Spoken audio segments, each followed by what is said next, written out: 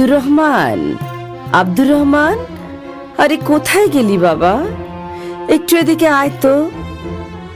না, একা একা পারছি না আর এই মেষগুলোকে সামলাতে। বাইরে শুকনো কাঠগুলো পড়ে আছে, ওগুলোও তো আনা দরকার। বেলা যে পড়ে এলো। এই তো আম্মা, দিন, আমাকে দিন।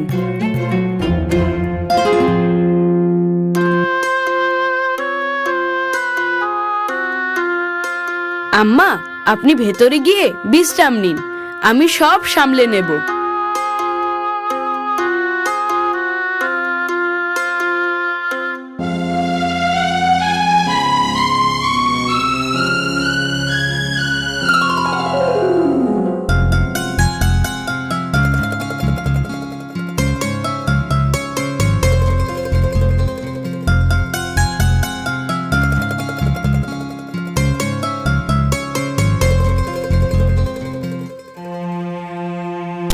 আম্মা আসেন, বিসমিল্লাহ করি।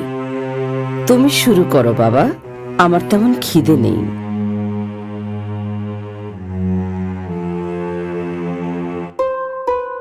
ওটাতে কি রেখেছেন আম্মা?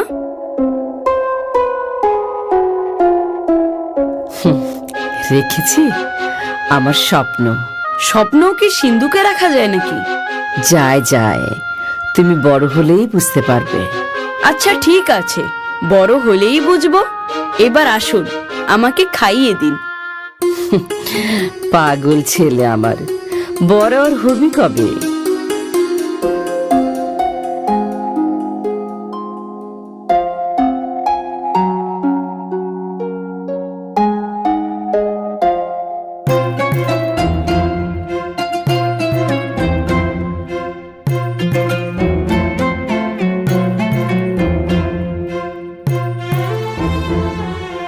অমন করে কি দেখছো বাবা?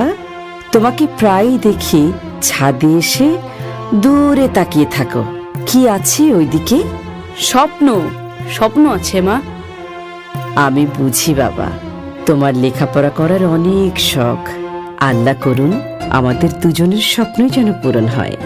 আমিন।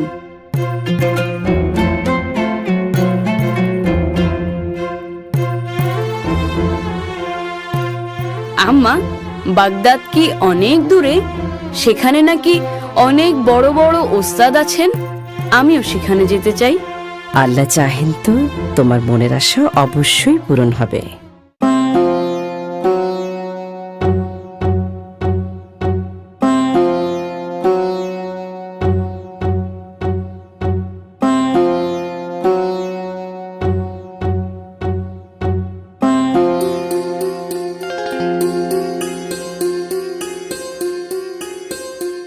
বড় মেহেরবানি আল্লাহর, আমাকে একটা সোনার ছেলে দান করেছেন।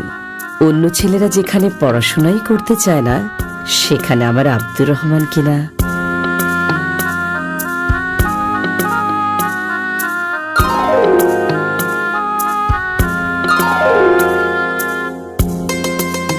আম্মা, আমি তৈরি, আমাকে দোয়া করে দিন।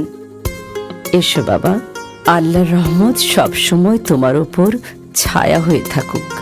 আমিন। এই জামাটা পরে নাও, এর আস্তিনের নিচে 40টি স্বর্ণ মুদ্রা সেলাই করে দিয়েছি। আল্লাহ এইটুকু তৌফিকই দিয়েছেন, সাবধানে রেখো। অনেক শুকরিয়া আম্মা। আর হ্যাঁ, আমার শরীরটা ভালো যাচ্ছে না, কিয়ামতের আগে আর দেখা নাও হতে পারে। তোমার প্রতি আমার শেষ উপদেশ, কখনো মিথ্যে বলবে না। বিপদ এলে আল্লাহর উপরই ভরসা করবে, কখনো মিথ্যার আশ্রয় নেবে না।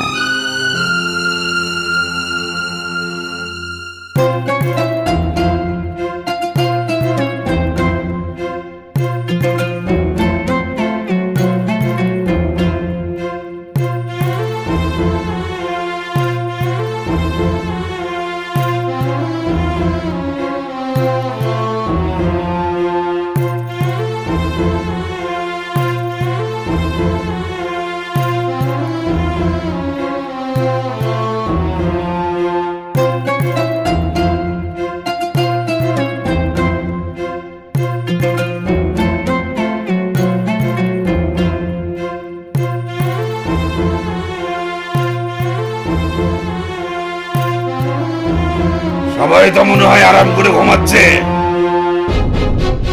এই কেউ নড়বি না, যাচ্ছে বের করে দে, না হলে ঘাট থেকে মাথা আলাদা করে দেবো। ওরে বাপরে, এই নাও আমার সবকিছু এখানে। ওরে বাবা রে, ডাকাত ডাকাত ডাকাত! এই ছেলে, কোথা থেকে আসছো তুমি? হ্যাঁ, সবাই তোমারে থুয়ে পালাইয়া গেল। বিদেশ কাদের সাথে যাচ্ছ তুমি? গিয়ে কি করবা?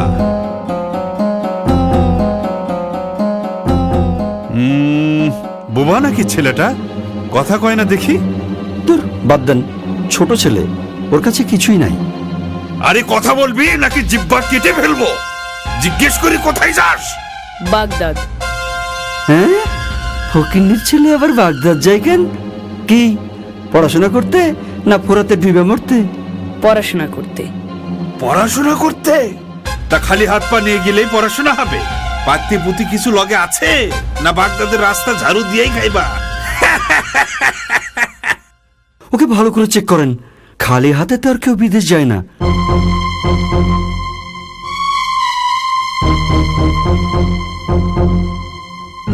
না, এর কাছে দেখে আসলেই কিছু নাই।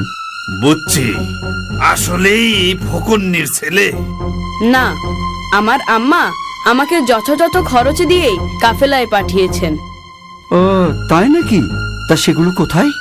এরে সর্দারের কাছে নিয়ে চল। তাই চলেন।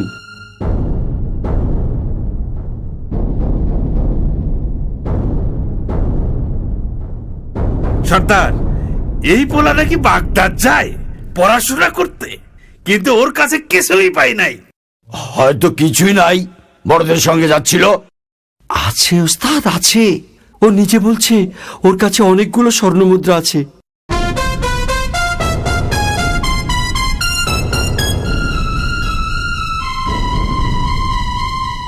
ভাই ছেলে, তোমার নাম কি?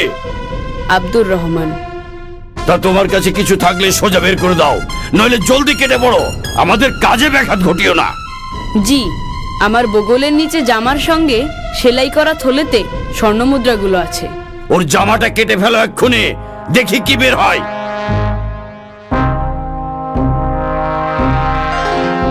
পেয়েছি সর্দার, 40টা খাঁটি স্বর্ণের মুদ্রা।